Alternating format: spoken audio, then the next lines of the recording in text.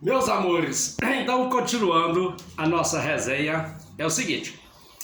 Estamos no laboratório de química. Alguém me trouxe um material para eu analisar. Para eu descobrir se o material em questão é feito de uma só substância química ou é feito de uma mistura de substâncias.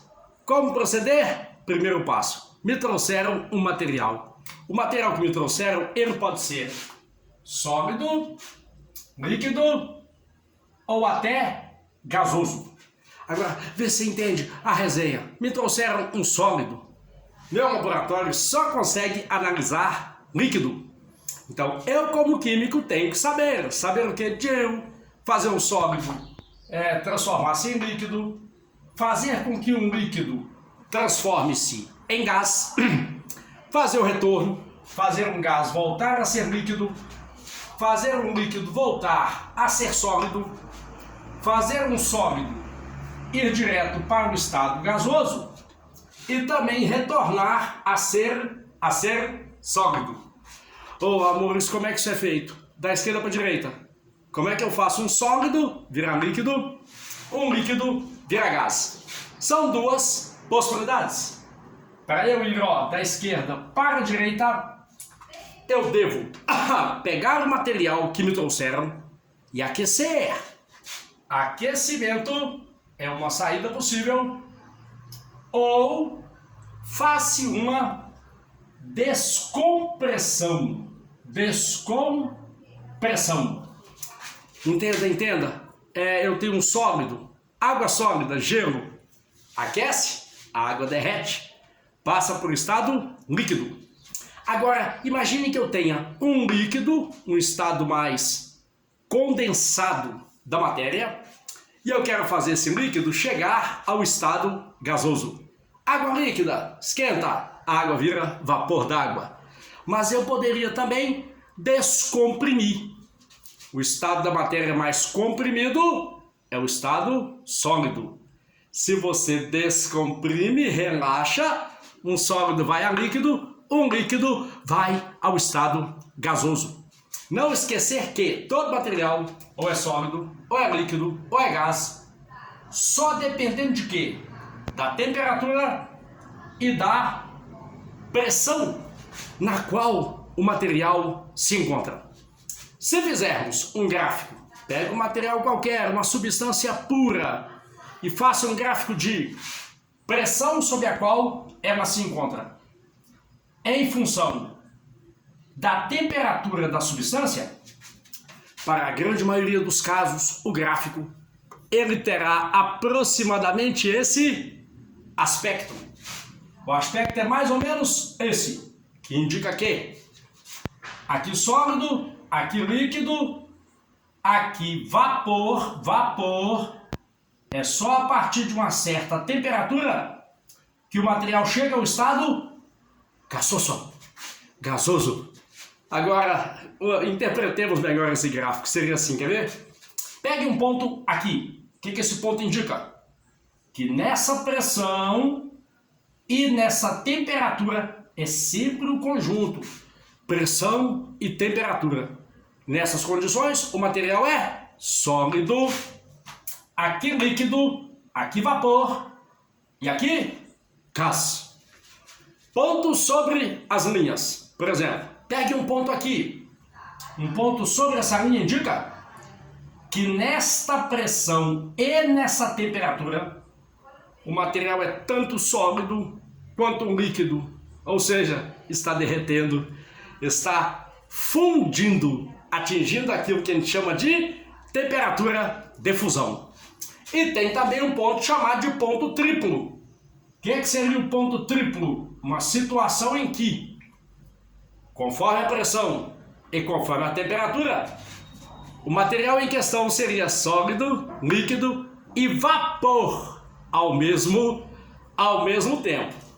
Vamos trabalhar muito isso durante o curso todo, que é as diferenças que existem entre vapor e gás. Por enquanto, guarde assim, ó. Para que o material passe de vapor a gás, isso só vai acontecer numa temperatura chamada de ponto crítico. ou temperatura crítica. Então, voltando, retomando a ideia, ó, me trouxeram um material para eu analisar. O material pode ser sólido, líquido ou gás, conforme a temperatura e a pressão. Mas o meu laboratório só trabalha ou com sólido, ou líquido, ou com gás, ou até com dois dentre os três, ou até com os três. Cada mudança dessa de estado físico tem um nome. E aí, amorzinho, você tem que saber os nomes que elas têm. Vamos lá, elas querem ver? Pegue um sólido, aqueça ou descomprima. Quando um sólido vira líquido, dizemos que aconteceu uma fusão. Você pode falar fusão ou ainda derretimento. Fusão é sinônimo de derreter. Dizer que uma coisa fundiu é o mesmo que dizer que ela derreteu. Quando um líquido volta a ser sólido depois de resfriado ou comprimido, aí dizemos que aconteceu uma solidificação, que pode até ser chamado de congelamento. No caso da água, a água líquida congelou, solidificou. Quando um líquido vira vapor, o nome é vaporização. Esse é o nome correto. Agora, cuidado, uma vaporização, ela pode ser rápida, lenta ou até exageradamente rápida. Uma vaporização lenta pode ser chamada de evaporação.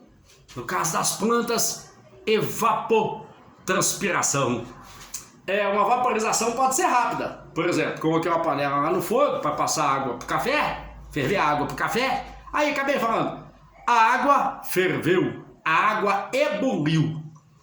Tem também a calefação, que é, eu jogo gotas de água sobre uma chapa de metal quente, a água vira vapor instantaneamente. Aí esse processo dá-se o nome de calefação. Reiterando, uma vaporização pode ser lenta, evaporação rápida, ebulição, fervura. Dizer que um líquido ebuliu é o mesmo que dizer que o líquido ferveu. E cuidado com a calefação, que é instantaneamente rápida.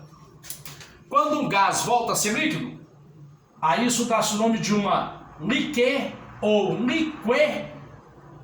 liquefação, que você pode também dizer condensação. Por exemplo, ciclo da água. A água evaporou. Na alta atmosfera, o vapor d'água condensa. Volta ao estado líquido e chove. Condensação para o vapor da água voltando a ser líquido. Um gás, temperatura mais alta, voltando a ser líquido, tem que falar lique ou liquefação. E quando um sólido vai direto ao estado gasoso, a isso dá-se o nome de sublimação. Embora, olha que legal, para que um sólido, tá aqui ó, parte de baixo do gráfico, vire gás, ele tem que passar pelo estado de vapor. Esse processo chama-se sublimação. Então, sabendo os nomes dos processos, podemos retomar a resenha anterior, que era o seguinte: como saber se eu tenho uma substância pura ou uma mistura? Por exemplo, te dei uma moeda, quero saber se ali só tem uma substância química. Lembra do nosso encontro anterior?